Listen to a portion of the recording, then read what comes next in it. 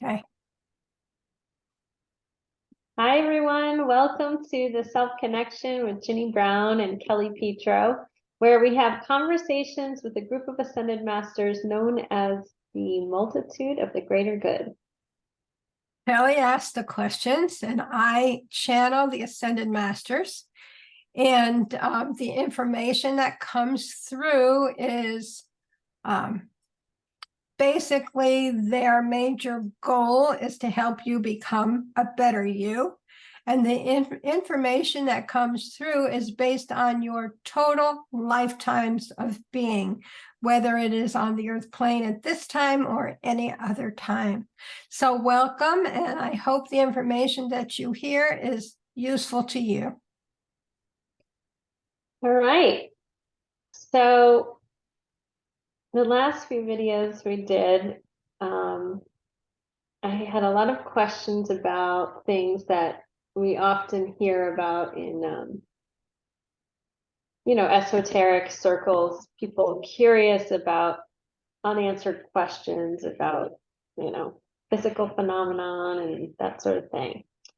But I got a really clear direction, or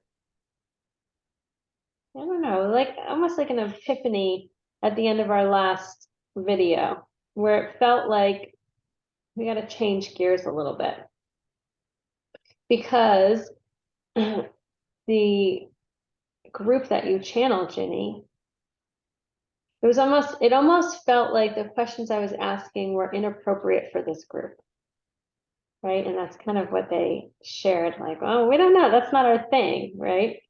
But it was my curious mind. And also reflecting back on it, and knowing my personal journey, it's like that stuff is just distraction. It's just distraction that keeps you away from doing the deeper work of exploring yourself, understanding yourself on a deeper level. We always we want to understand the world, and we think that maybe that gives us peace. If we can understand the world, then we can have peace within. But really, peace comes from within. It's not dictated by the world around us. Right. And so it felt like a real call to go inward a little bit deeper and focus on the self. I mean, this is the self connection, right? So I'm just trusting in the process here. And it brings to mind codependency and how very present that is in this world. And I kind of want to clarify what I mean by that, because I think our culture uses that term oftentimes in a way that might not fully embody the definition or what I've come to understand by that term. So, we might see two people who seem they can't be separated by the hip, right? They're always together, and we'll say, oh, they're so codependent. And I think a lot of people use the term that way. But if you actually dig a little bit deeper, and it's a term used in addiction circles a lot to talk about enabling someone who's addicted. But again, if you go even deeper than that, what I've come to understand codependency as is the inability to be in the presence of someone else's discomfort without you feeling like you have to step in and rescue a situation, because it makes you uncomfortable to witness their discomfort.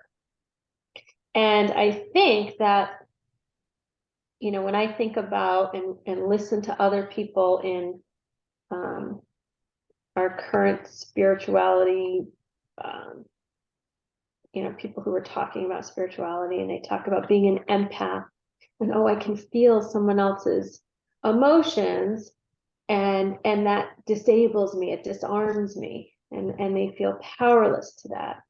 I've come to understand that that's just another form of codependency.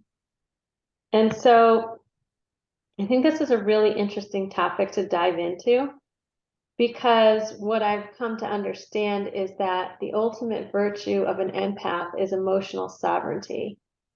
And really, that's the same as what recovering codependents seek to evolve to is emotional sovereignty, right? To be able to witness someone else in their journey, have compassion for them, but not jump to rescue them, to allow them to have their own process, allow them to have their own journey, and not feel like you have to rush to help and rescue them.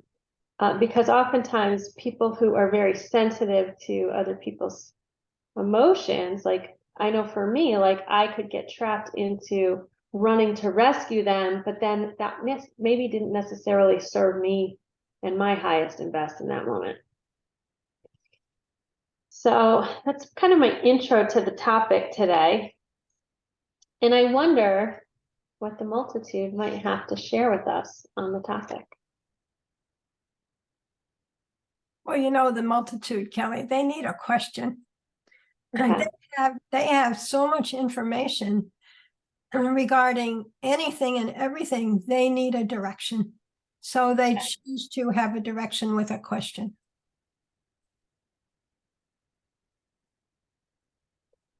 What would be advice for healing codependency in the multitude?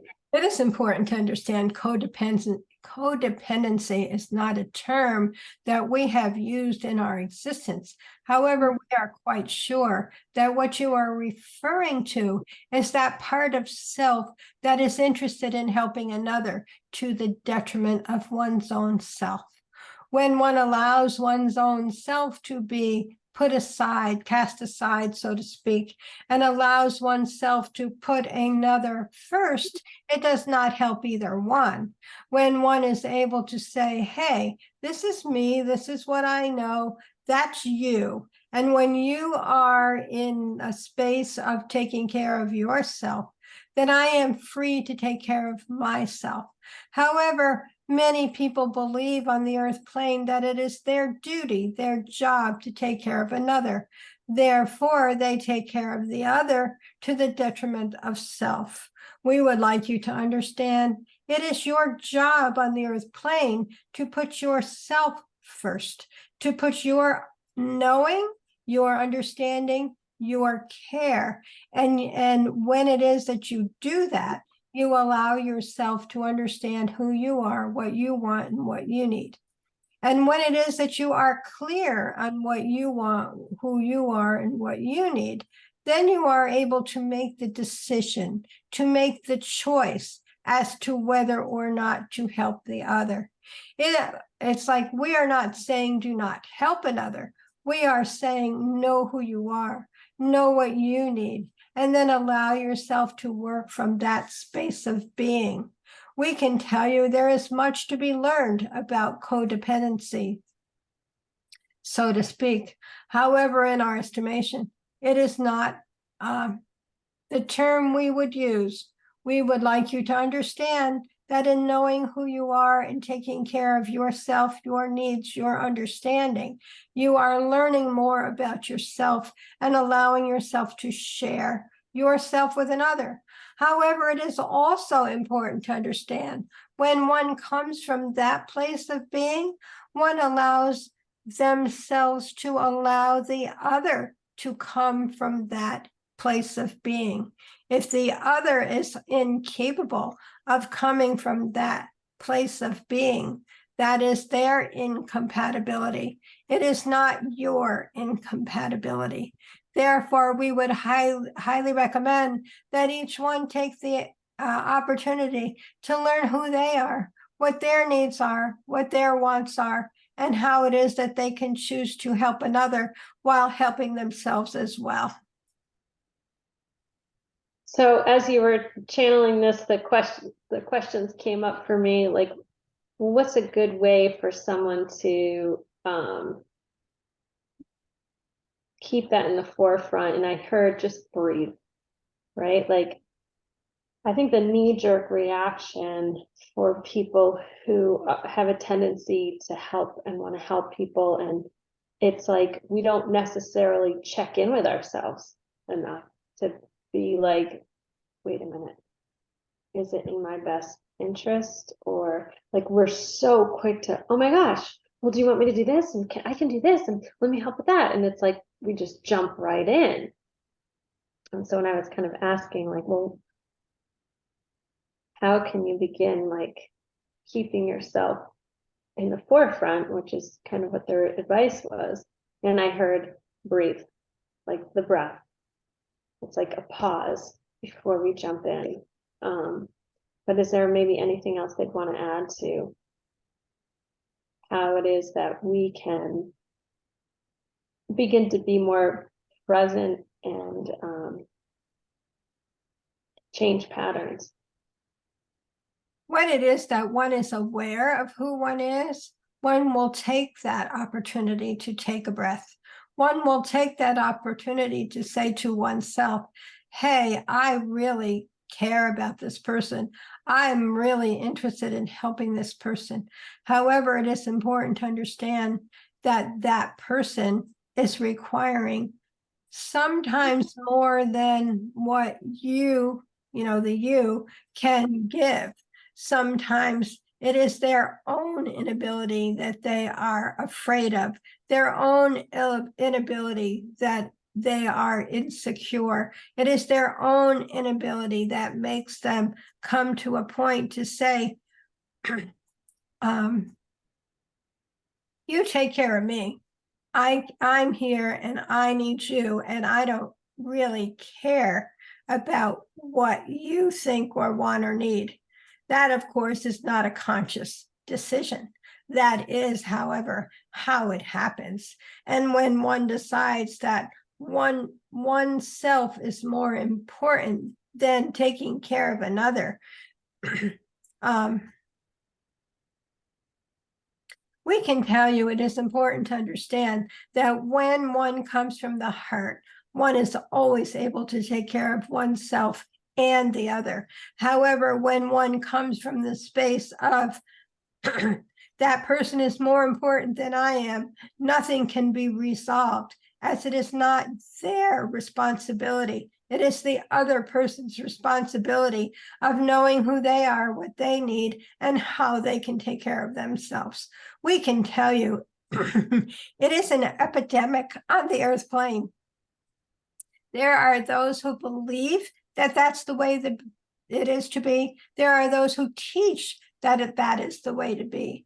However, in our estimation, if one does not know who one is and what one wants, one cannot help another.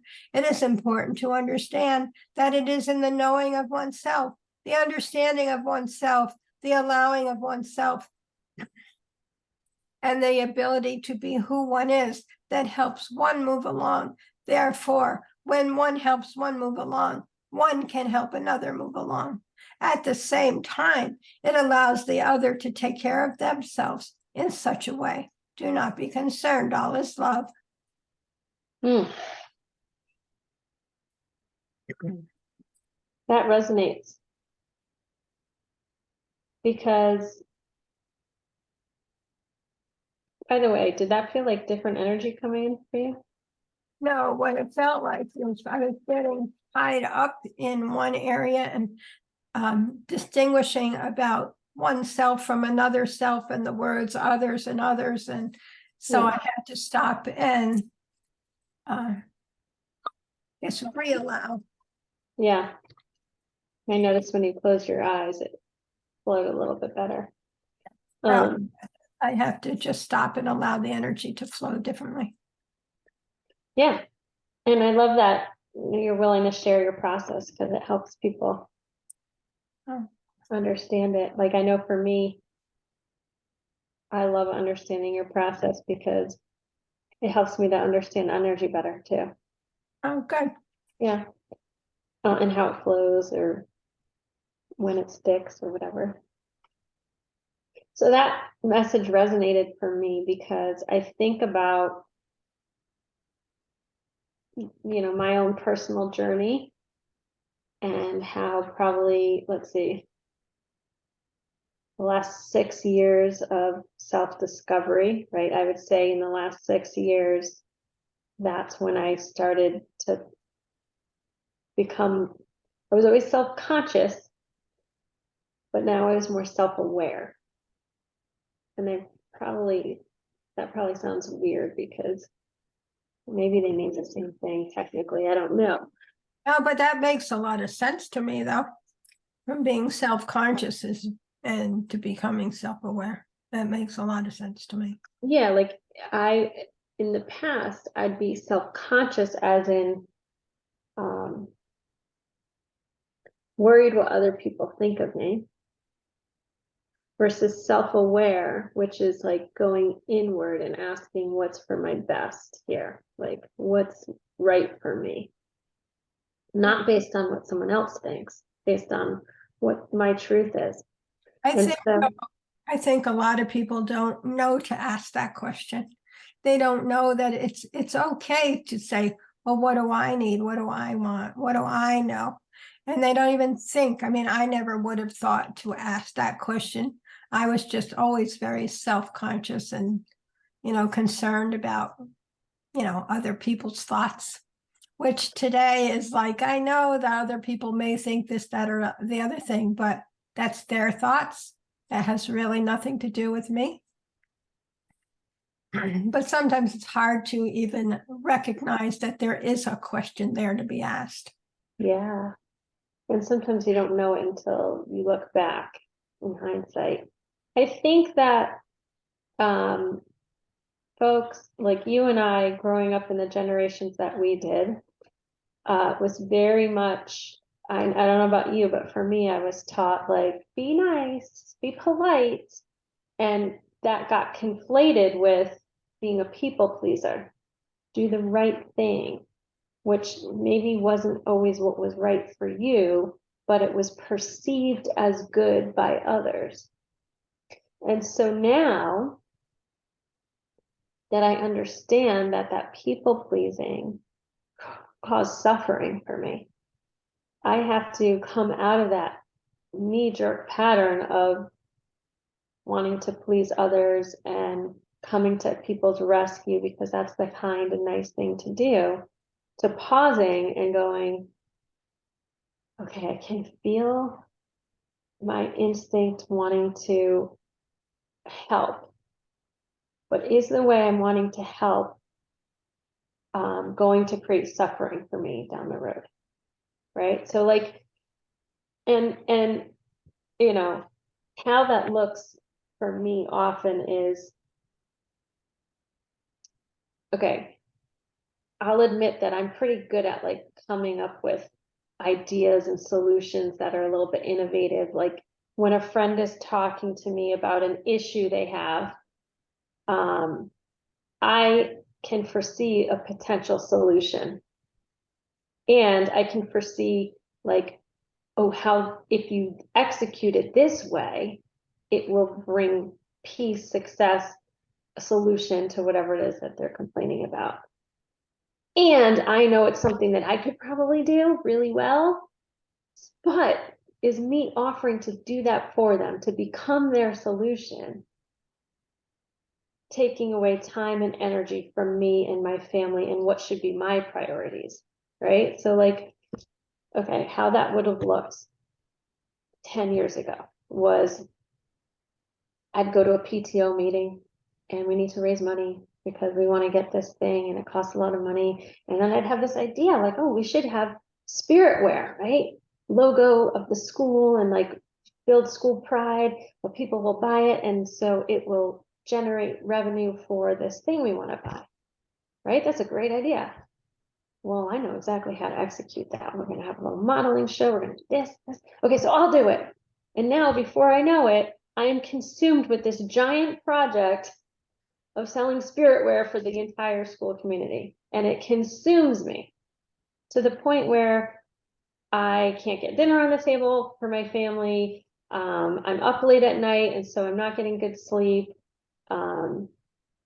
I can't be fully present with my kids and my husband because I'm so knee deep into this project that is more than I really should have signed up for. So that pause, I feel like it's hard for me to say, to not off. It's not even like someone's asking it of me, but to not offer, oh, well, do you want me to take the kids for you? You sound like you're suffering. Do you want me to take the kids for you? When really, I can't be babysitting someone else's kids today. I'm already over my head. But it almost internally feels like I'm being rude if I don't offer. Do you know what I mean? So I think what you're saying is true. Like some people don't even know to pause and ask, like, before you offer, is this serving your highest and best, or is it going to drain you? So that was such a valuable channeling.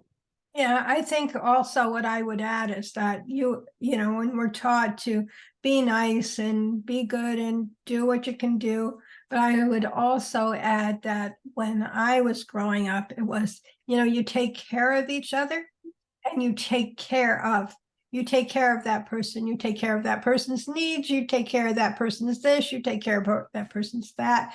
And that turned into, at least for me, not only people pleasing, but trying to take care of everything too. Yeah, and I think I think in the long run helped me take care of my family. But it didn't just stop there. yeah, and I think that taking care of looks like so many different things. There's the physical taking care of, the emotional, right? So the intense eye contact, the empathizing, oh, are you okay? Right? And then following up, hey, just checking in, you doing okay? Right? That's taking care of, but it also can take a lot out of you. And so sometimes boundaries in limiting how much you give in those situations can be interpreted as rudeness, right? Like it's rude to not make eye contact. It's rude to not follow up and see how they're doing. And like, I don't know about you, but this is what I was somehow trained into. And I can't pinpoint it on any one person. But that can like drain you. Yeah. And say I didn't have that. And I wish I were a little more that way. For me, it's usually, stay back and let them take care of what they need. Yeah, So, but that's beautiful. I think that it's self-preservation. yeah. And as your friend, I know I've never felt like, oh, well, Ginny's not. I always think of you as taking really good care of me. Yeah. But, I've grown into how I take care of people now. Yeah. And not at my expense. It's a choice for me now. I can either choose to or not to. And if I choose to, it's because I'm okay with that. I know what's right for me and I'm happy and able to help as I can. Yeah. Okay, so let's well, since we're kind of on the topic of, well, I'm calling it codependency, but I like what they're sharing about it. But because I think that word often comes up in circles where addiction is present, maybe the multitude can share information, guidance. Let's see, I know they're going to want a question. I was going to say about addiction.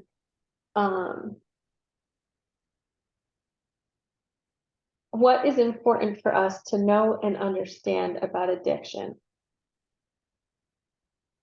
Interesting. You were pondering that question and I could feel the energy change, like the only way I can say is a different group came in to answer that question. Cool. It is important to understand, my dear, that addiction is quite different as it is that it is one's own inexperience with life and being. When one is so engaged or enraged by life that one cannot cope, one learns another way to move oneself along. We can tell you there are many reasons for addiction and many types of addiction and many ways one can help oneself. However, in our estimation, most is not a detriment to one's being. There are those, however, who take it to the higher level. There are those that cannot move forward in any other way. Therefore, we would highly recommend that you take the opportunity to allow yourself to understand there is addiction and addiction and addiction and addiction and addiction, like, and on and on and on. There are many ways to underscore addiction.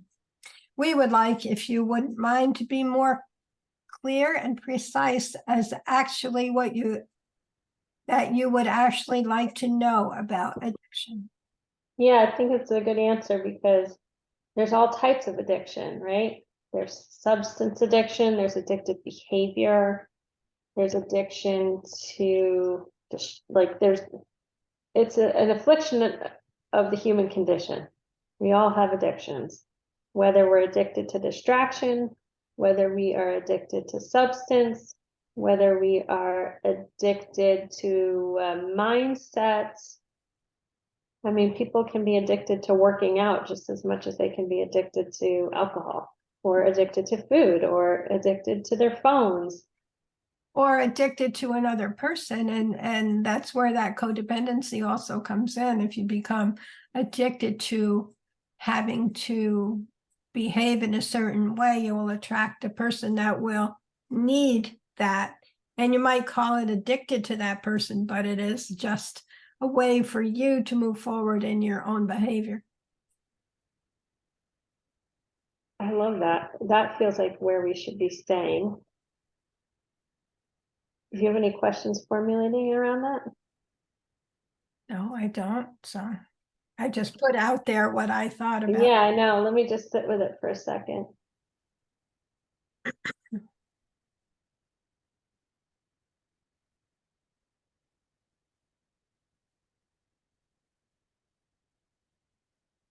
Okay, it's coming.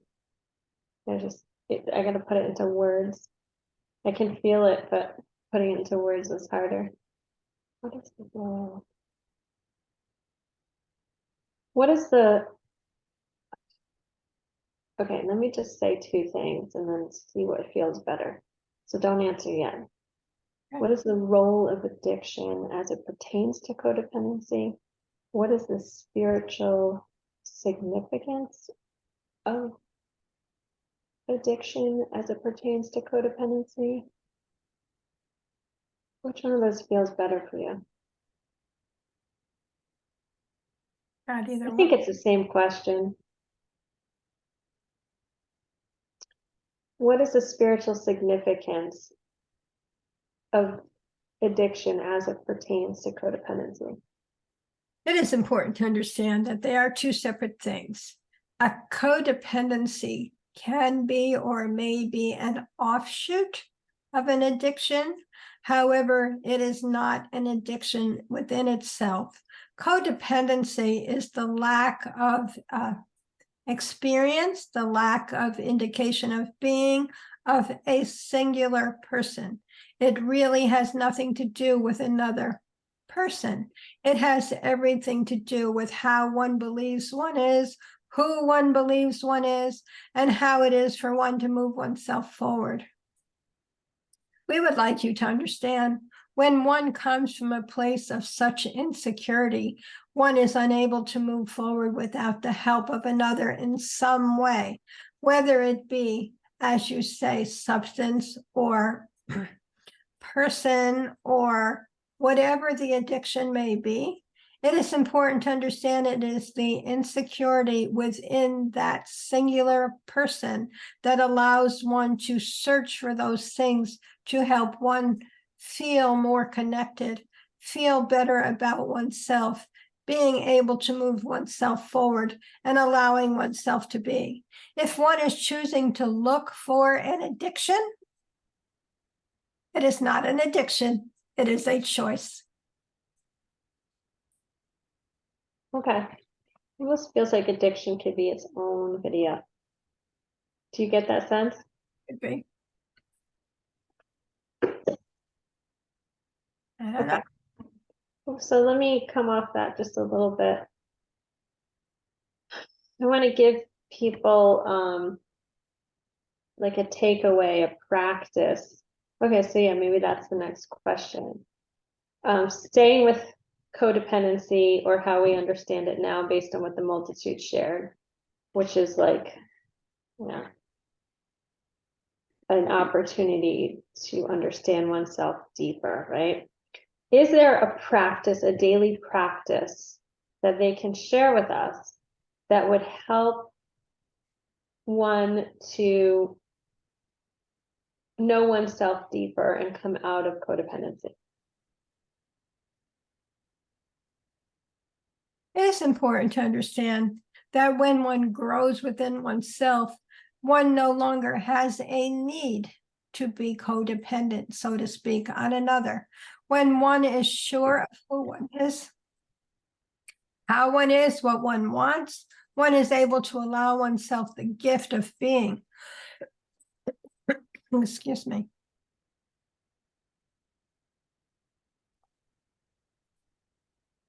When one is able to say to oneself, oh, this is how I'm feeling. There are those who cannot understand that there is a feeling. There is only that part of self who is unable to cope. When one looks deeper, one can see that one is feeling fear, aggravation, independence, inability. There is always a feeling, and we would highly recommend that each one look beneath the so-called addiction to find the generating feeling, the generative responsibility of moving oneself forward. We would like you to understand there is always that part of self that is in doubt when there is a new endeavor to be accomplished.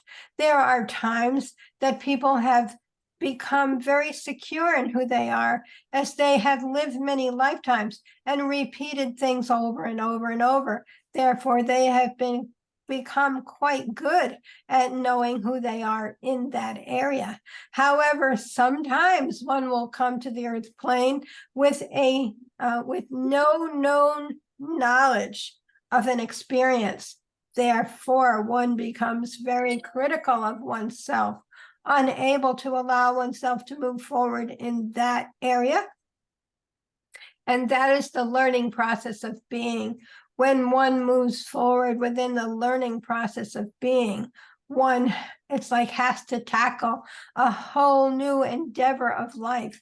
Therefore, it can become very scary to a person. And that is when one doubts oneself, one moves oneself forward differently, one looks for help, whether it be from another person or another thing.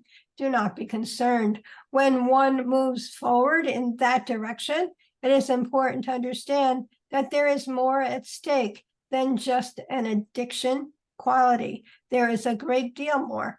When one is able to move oneself forward without feeling like one is a quote loser, one is an incompetent, one is in focus of being who one is differently. We can tell you in our estimation, there is always a learning process. And if one will be patient with oneself and allow the learning process to go or to grow, one will be able to move oneself forward in a very, it's like confident, competent manner. Do not be concerned, all is love. That's a beautiful message. Hope so. Yeah.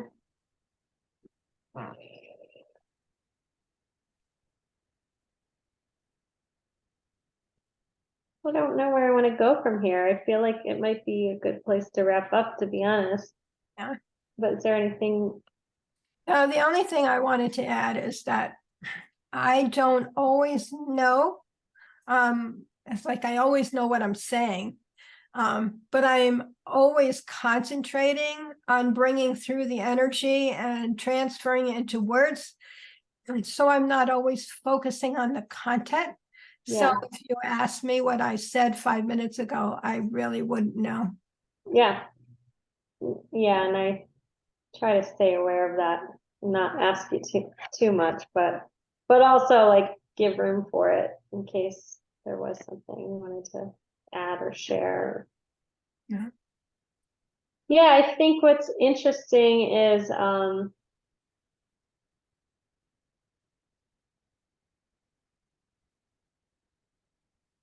Okay, so if you, maybe I'll ask this. I'm just checking in, like, is this a question that would be helpful for everyone else? So if you,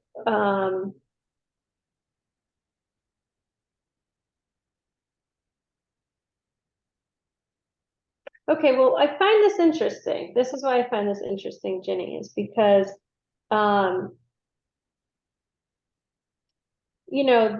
this is why I'm came in talking about codependency and addiction. While I realize they're separate things in our society, there seems to be a relationship, or at least there's been this acceptance of this relationship that there's the relationship between the addict and then the codependent enabler, right?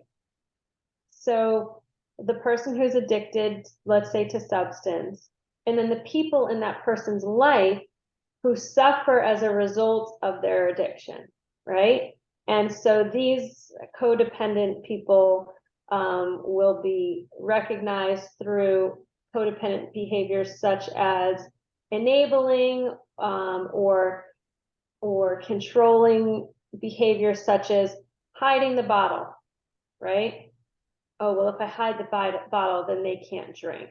Well, they're going to drink if they want to drink, right? Or making excuses for that person so they don't lose their job, for example. Like, let's say the daughter's boss calls and says she didn't show up to work today, and she's hungover, and as the mom, you're like, oh, she's really just sick today. I'm so sorry. I can't believe she forgot to call, but I'll have her call when she wakes up. But she's sick. Lying to make up for so that the person doesn't lose the job. So this enabling type behavior. And as a result of this relationship that has been recognized, solutions come into play, like following the 12 steps, reading the big book of Alcoholics Anonymous, no matter what the addiction is, whether it's substance, behavior, whatever, right? Don't worry, you don't have to overthink it, because I know the multitude's gonna come through it, right? And so the solution for codependent people has often been follow the 12 steps, but do it for codependency, not for addiction, right? And so when you read the beginning part of the big book of Alcoholics Anonymous, it talks about addiction being an affliction of both the body and the spirit. There's the physical addiction, right? The part of the physical body that compels you to repeat this pattern. And then there's this spiritual aspect of healing, the surrender your will to God's will, so that his will can be done in you and you can overcome this affliction. But the need to treat the addicted both physically and spiritually to overcome addiction. You follow? Yeah, no, yes and no. But right in the beginning, when you were starting to talk, it was like you're talking about addiction and codependency. But codependency is not always about addiction. Correct. You're talking about addiction and enabling, which is not always codependency. Correct. It's like, okay. Well, so the point I'm making is you're absolutely right. Because we live in a very codependent world. Forget about addiction. People are codependent by nature in a lot of ways. But the point I'm making is that oftentimes they get kind of grouped together. And so that the path for healing, codependency, is entrained to follow the same path of healing that addiction is asked to follow, the 12 steps. Right. And so my question, I guess, then is there a better path to healing codependency besides the 12 steps? Is it an appropriate path? I know they're already going to say for some it is and for some it's not. So I'm interested to hear what they say about that. Is it appropriate for people trying to heal from codependency, whether they are entangled in an addicted person or just their own codependent patterns? is it appropriate for them to follow a 12-step program in order to achieve healing? In our estimation, my dear, it is neither appropriate or inappropriate. It is that path which one chooses to heal oneself. One may choose to heal oneself by helping another. It is not necessarily codependency. When one relies on another to make themselves feel good, that is quite a different story. When one is able to help another because one chooses to, that is quite a different story. If it is that one steps forward and says, oh, I have discovered, say, the 12 steps. I have discovered this method, this procedure for helping me, then one chooses to follow that method or procedure. When one says, oh, I've looked at it, this is not for me, one chooses another route or another way to heal oneself. That is also appropriate. It is what each one believes is right for each one. However, it is also appropriate to understand each one makes these choices from one's own heart self. Therefore, one needs to know who one is and what one wants and how one can proceed from one's own heart self. And that is where the discussion begins, and that is where the discussion ends, as one cannot move forward.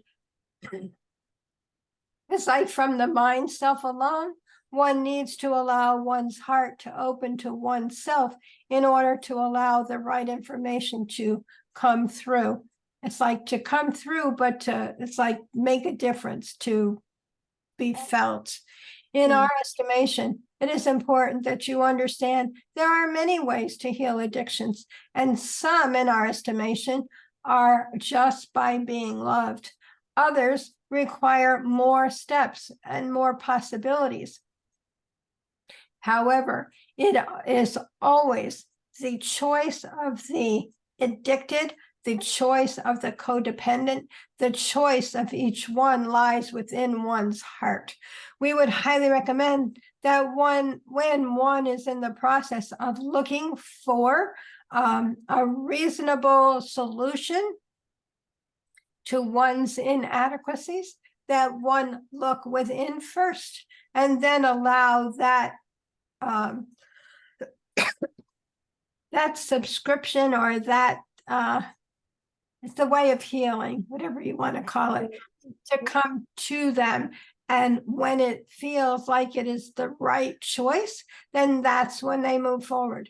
However, if one moves forward and it turns out that it is not the right, correct choice, they are free to choose another way of completing their processes. Do not be concerned. All is love. Okay, that's helpful. Okay. I think that's a good place to stop for today. Okay, that sounds good to me too. Thanks, Ginny. Thank you to the multitude for bearing with us as I tried to navigate this topic and communicate it effectively. You're quite welcome, they said. Yeah. We are most interested in letting each of you know that there is far more to be understood and learned on the earth plane than that which has come to light. We would like you to understand that as it is that you open your hearts to yourself, you will allow this information to flow. It is a matter of allowing oneself to be who one is, allowing oneself to understand that there is much more to one than one can see. It is important to understand that as one moves along one's journey on the earth plane, one allows not only themselves, but the all that is. And when one allows the all that is, one is open to allowing them. It's like open to allowing. It's like the multitude and other guides also open to allowing themselves, as it is important to understand there is a certain part of self that is in spirit working in conjunction with that part of self on the earth plane. Do not be concerned. When the time is right, one opens those channels to oneself and one moves oneself forward. Do not be concerned. All is love. Well, that just gave me my idea for next time. Okay, good. All right. Thanks, Ginny. Thanks everyone for watching. We'll see you next time on Thanks, Self everyone. Connection. Okay. Bye-bye.